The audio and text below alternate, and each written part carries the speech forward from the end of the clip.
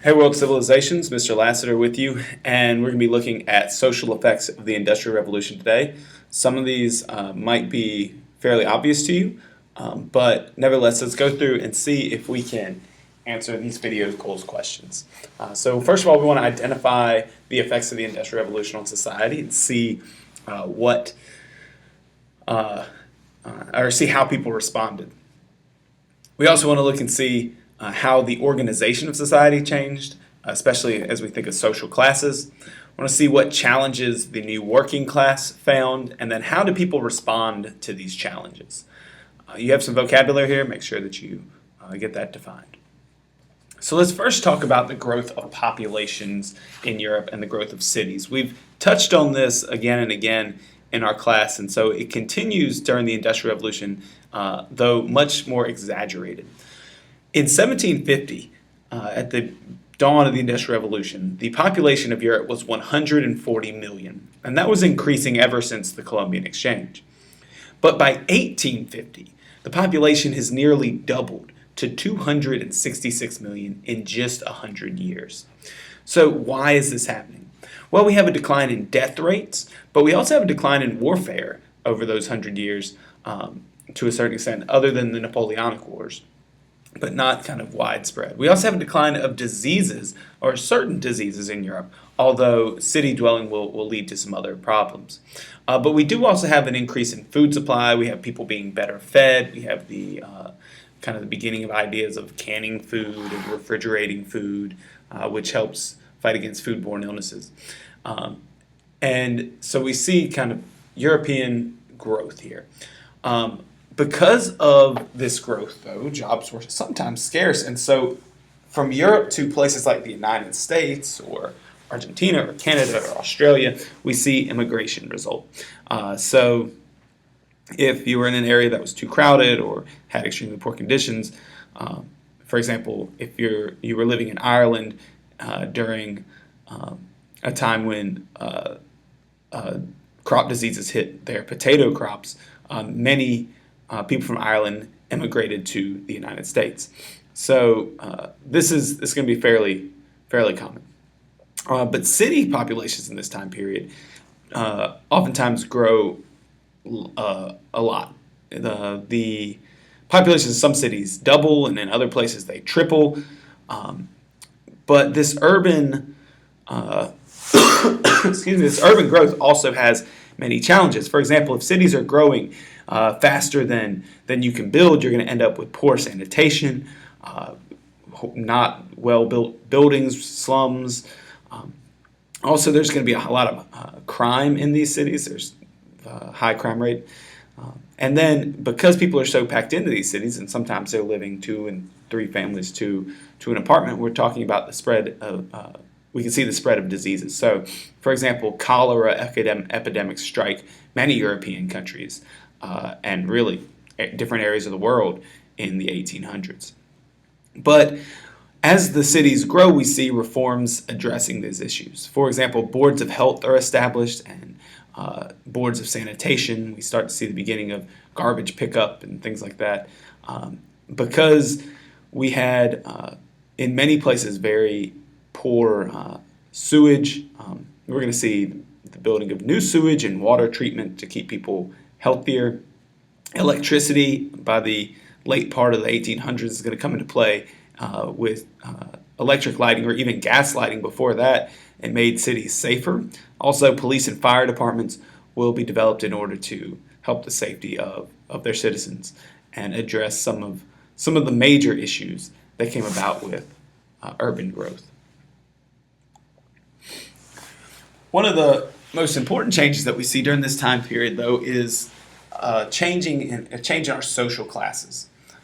So we have the development of kind of a new middle class and a new working class. And part of this middle class is actually part of the wealthy elite. So just kind of keep in mind that by 1871, most people in Europe enjoyed a higher standard of living than they had before. But there were still a lot of people who did remain poor. The wealthy elite made up about 5% of the population, and this consisted of the old aristocracy, or kind of that bourgeoisie who had basically come into a lot of money. And so the top 5% of the population controlled about 30 to 40% of the wealth by about 1870. And this is a process that occurs really throughout the Industrial Revolution. And this idea of a wealthy elite basically were the people who would become leaders in government and the military in these countries. But part of this wealthy elite was made up of members of the industrial middle class, especially the upper middle class. And so if we look at kind of the old ideas of the middle class, we have kind of, the merchants developing, officials, lawyers, people we call the bourgeois, right? The new industrial middle class was also made up of people who built factories or bought the machines and figured out where the markets were. And so they were dealing very much in this industrial economy and making money from it. And so they help kind of make up this new social class, which benefits the most from the Industrial Revolution. They're the ones kind of making money hand over fist during this time of growth. Excuse me. This image that you see on the right is kind of a scene. It's a famous image of an apartment scene, and it shows kind of the social class divides in Europe. So you have on the main floor here a kind of a wealthy elite party going on, while some of your middle class workers family is in the apartment above. Kind of, if you look at my mouse here, this guy is kind of annoyed with the sound that's coming from downstairs while his wife tends to the baby and their servants tending the fire. And then if you go up further, you kind of have this artist where you have a thief coming in to steal art, showing how dangerous city life can be. And then up here at the top, a single mother whose child's in bed, a member of the lowest class, staying up all night so that she can sew and make any type of money for her family. And so, excuse me, it kind of is a good example of the social class divide that we see in this time period. The working class, however, develops during this time period as well.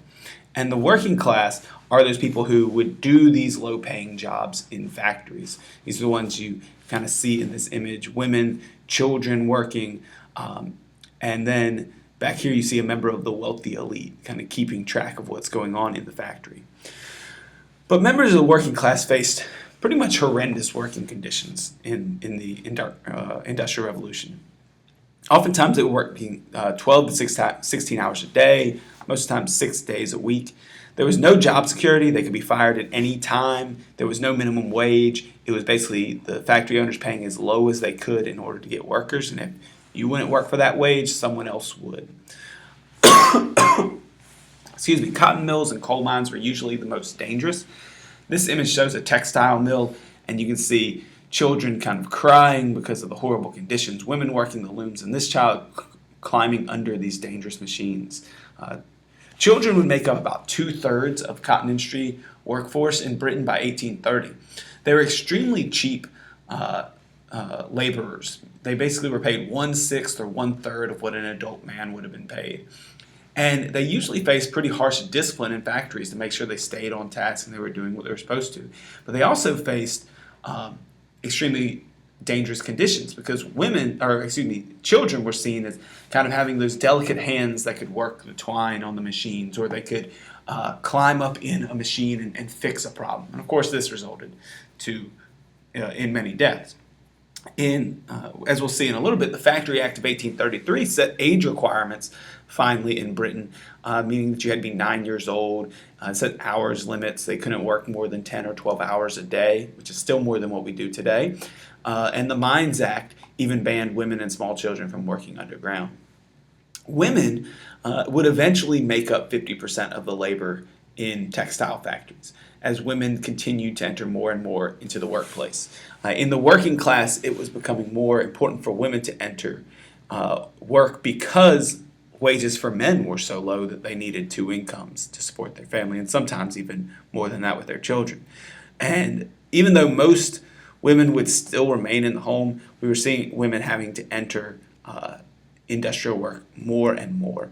Oftentimes they were paid half or less of what men received. But we're going to spend some more time on this tomorrow. Of course, these pitiful conditions in the Industrial Revolution eventually give rise to a new movements, and especially a new idea called socialism, which is a system in which society owns and controls some of the means of production, and this was seen as a system that would protect workers more.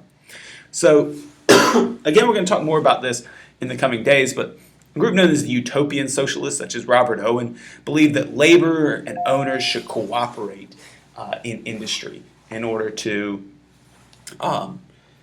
achieve the best results. And he even opens up, he's an owner of a factory himself, and so he kind of has this utopian society that he experiments with.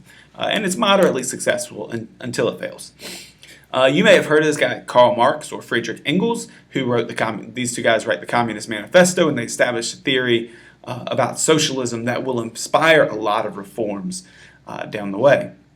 But ultimately, socialists are going to have the most impact in forming political parties and trade unions. And that's what you see, right? This idea of people coming together, and together they're much stronger as kind of a labor group. And these are the ones that are going to achieve many of the reforms in Europe, though they have varying degrees of success across Europe and the United States. Eventually, though, industrial reforms are pushed by labor unions. In Britain, as I told you, the Factory Act of 1833 set age requirements and hours limits for women and children. The Mines Act banned women and children from working underground in mines because those jobs were seen as so dangerous. And there will be several others of these that we'll look at down the line, including in the United States. Most of the time they were dealing with women and children working. Some of them would deal with inspections of factories and of places that produce food and things of that nature in order to make sure that they were safe. Excuse me again. One of the last social changes that we see coming about in the Industrial Revolution is the expansion of education and new forms of entertainment or leisure. So prior to the 1850s, education was really seen for the elite and upper middle classes only. But by the 1870s, we started to see that in order to get skilled workers for these increasingly complex factory work jobs, education was needed, or a basic education. And so we started seeing the establishment of primary schools for boys and girls, and then boys would usually go further in education still at this time. And so because of this industrialization, we see a commitment to education to produce these skilled workers. Also, one of the other reasons to increase education was because the right to vote was expanding. And so we see more and more people able to vote in increasingly democratic societies. For example, in the 1800s, all adult white men are able to vote, and then theoretically after the Civil War, all men are able to vote in the United States. Well, if we wanted an educated voting group, we needed to have education or public school systems. Also, we saw as people had money, more money, especially in the middle class during the Industrial Revolution, we also see new forms of leisure. And for the working class, oftentimes these large crowd events served as distractions. So amusement parks, zoos, athletics, such as baseball in the United States or soccer in Britain, dance halls, these were the most popular attractions. Baseball would become the American pastime in the United States. And I believe it was something like in the 1800s or 1840s, up to 2,000 people went to watch the British soccer championship match. So the popularity of these sports were growing. The picture on the bottom right is a picture of a hippopotamus in a British zoo in about 1870. And people just kind of go and see these animals, and what you do at zoos. Also sports, people began to play more sports, and women would even enjoy sports. So tennis and croquet were seen as less vigorous sports for women, whereas men might play things like baseball or soccer or whatever other sports you can think of. All right. So these are your video goals. I lost a little bit of steam at the end. Sorry for all the coughing throughout. Make sure that you can answer these video goals questions for class tomorrow, and we'll see you then. Have a wonderful day.